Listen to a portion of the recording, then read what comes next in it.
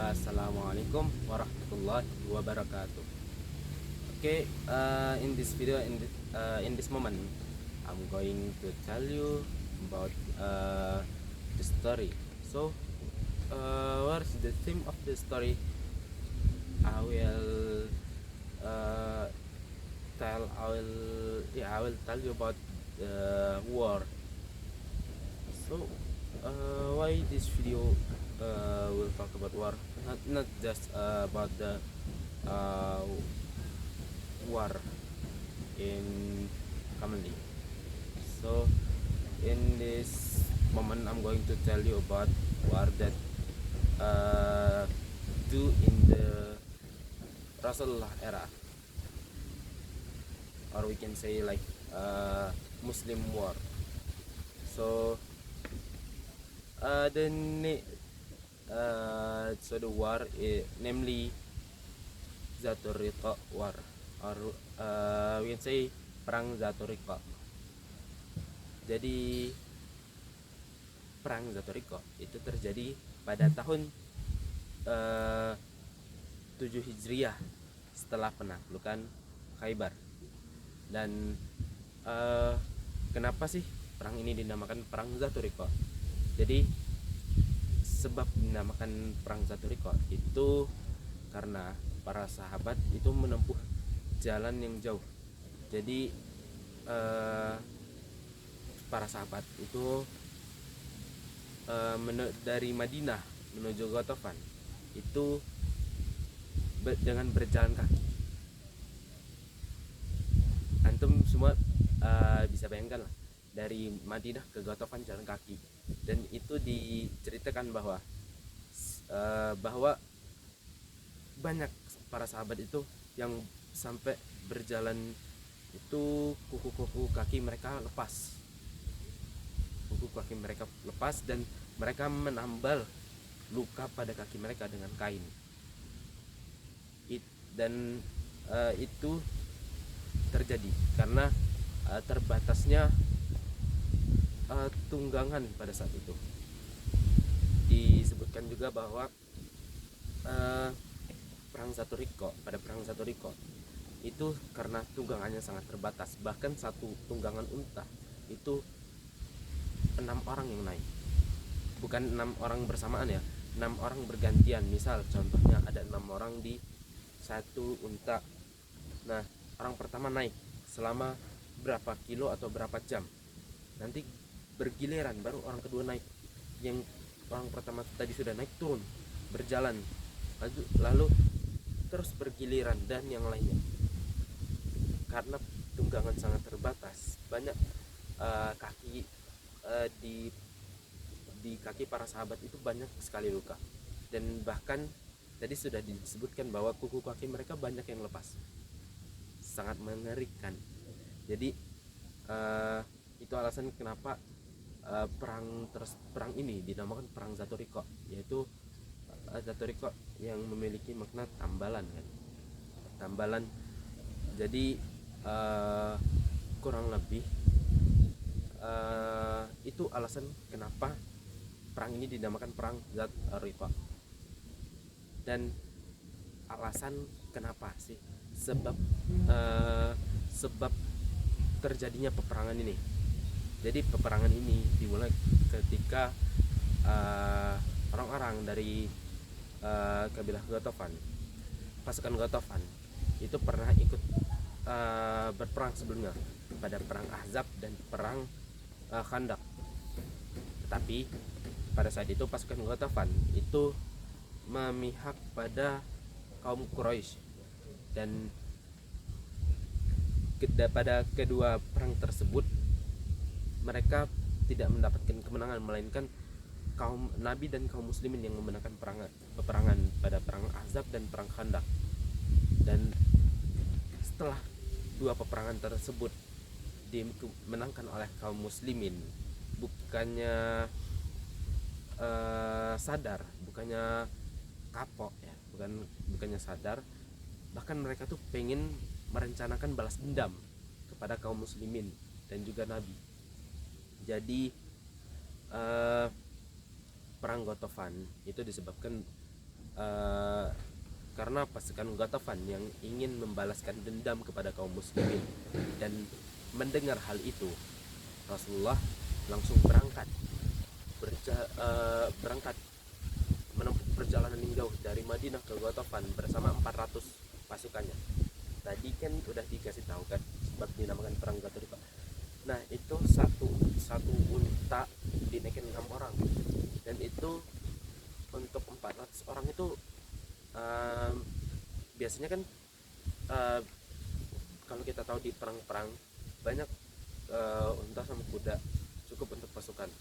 Nah, tapi ini untuk 400 orang itu tidak cukup, bahkan satu unta itu untuk 6 orang, cuma 400 pasukan. Nah, itu Nabi berangkat tadi kan, oh ya, sudah dijelaskan juga Nabi itu pelaksanaan perang Zatoriko itu pada tahun 7 Hijriah. Nah, di sini perangnya tuh keren. Kenapa? Karena perang Zatoriko adalah perang yang dimenangkan tanpa peperangan. Tahu nggak maksudnya? Jadi kaum muslimin setelah tiba di Ghatafan itu, para pasukan Ghatafan yang jumlahnya lebih banyak itu bisa dibilang kayak ketakutan, ketar-ketir ketika melihat kaum muslimin tiba di Ghatafan dengan kaki yang ditambal, kaki yang penuh luka ditambal dengan kain, yang berjalan dari Madinah ke Ghatafan dan berhasil sampai. Dan pasukan Ghatafan langsung menyerah tanpa melakukan peperangan sedikit, bahkan tanpa mengangkatkan pedang dari sarungnya. Nah, itu yang kerennya dari perang ini. Dan pada perang ini terjadi dua peristiwa penting, yang dimana peristiwa pertama itu percobaan untuk pembunuhan Rasulullah SAW, atau bisa dibilang penawanan Nabi. Nah, itu terjadi setelah pulang dari Ghatafan. Itu Nabi dan para pasukan kaum muslimin itu beristirahat terlebih dahulu. Ada seorang istri yang tidak lagi bersama suaminya, dan suaminya ini melihat Nabi sedang beristirahat sendirian sambil menaruh pedang di samping Nabi di bawah pohon kurma. Nah, orang yang tadi ini mendatangi Nabi, mengambil pedang Nabi sambil menodongnya kepada Nabi sambil bertanya, siapakah yang akan menyelamatkanmu dariku? Nabi pun menjawab, Allah. Seketika itu pedang yang diangkat oleh orang tadi yang ingin mencoba menawan Nabi, ingin mencoba membunuh Nabi, itu pedangnya langsung jatuh ke tanah. Dan Nabi pun mengambil pedangnya dan ditodongkan balik. Dan setelah itu ditawarkan kepadanya masuk Islam, tapi ia menolak. Dan Nabi pun sempat menawarkan bahwa kita tidak lagi berperang. Dan setelah itu walaupun orangnya bilang bahwa dia tidak akan masuk Islam, setelah kejadian tersebut banyak keluarganya yang masuk Islam, Masya Allah. Jadi kita tidak tahu ya siapa sih yang mendapatkan hidayah. Jadi siapa yang awalnya berada di jalan yang sesat, tiba-tiba diberikan kesempatan oleh Allah untuk berada di jalan yang lurus, Masya Allah. Dan peristiwa penting yang kedua itu adalah kisah sahabat yang berjaga. Ada dua sahabat yang berjaga ketika malam hari, yaitu sahabat Ubad bin Bishr dan sahabat Amr bin Yasir.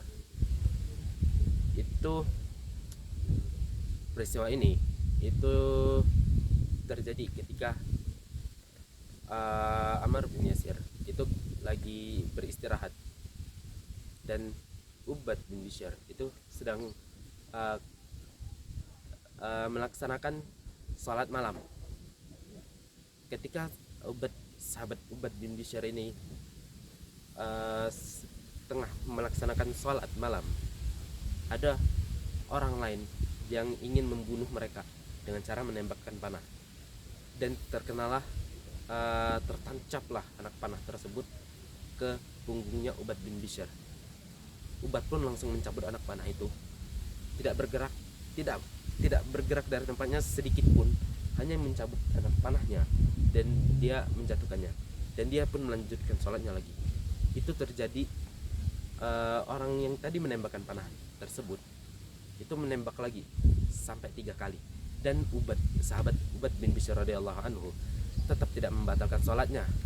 Dan orang tadi yang memanah tadi, karena melihat keimanan sahabat Ubad bin Bishr radhiyallahu anhu, yang bahkan tidak bergerak, tidak mengganggu sholatnya sedikit pun, bahkan dengan anak panah yang bisa, bahkan jika anak panah tersebut kena, itu bisa saja ada kemungkinan membunuh dirinya, tapi beliau tetap tidak mengganggu sholatnya, sehingga selesai sholat ia pun membangunkan temannya Ammar bin Yasir ini. Dan Ammar bin Yasir berkata, "Subhanallah, kenapa kau tidak membangunkanku?" Ubad bin Bishr pun menjawab bahwa aku tidak ingin membangunkanmu karena aku kurang lebih seperti nggak mau mengganggu sholatnya, mengganggu dirinya yang sedang beribadah kepada Allah. Nah, itu peristiwa penting. Masya Allah, antum bayangkan deh, lagi sholat, ada orang yang mau membunuh antum pakai panah, nancap ke tubuh antum. Kalau orang biasa itu pasti, kalau belum mati itu pasti bakal lari, meninggalkan sholatnya dan mencabut anak panahnya dan lari sejauh mungkin. Tetapi sahabat Ubad bin Bishr ini berbeda. Beliau mencabut anak panahnya, tetapi hal tersebut tidak mengganggu sholatnya. Masya Allah. Jadi itu peristiwa penting yang terjadi setelah perang Zatul Riqa. Oke, mungkin sekian yang bisa saya sampaikan tentang perang Zatul Riqa, mulai dari kapan terjadinya, sebab dinamakan perang ini, kenapa perang ini dinamakan perang Zatul Riqa, alasan peperangan, dan peristiwa-peristiwa penting. Ada 2, yaitu penawanan Rasulullah dan sahabat yang berjaga. Okay, maybe that's all from me. I'm sorry for my mistakes. Thank you for listening. Thank you for watching. Thank you for your attention. Syukran. The last I say, wassalamualaikum warahmatullahi wabarakatuh.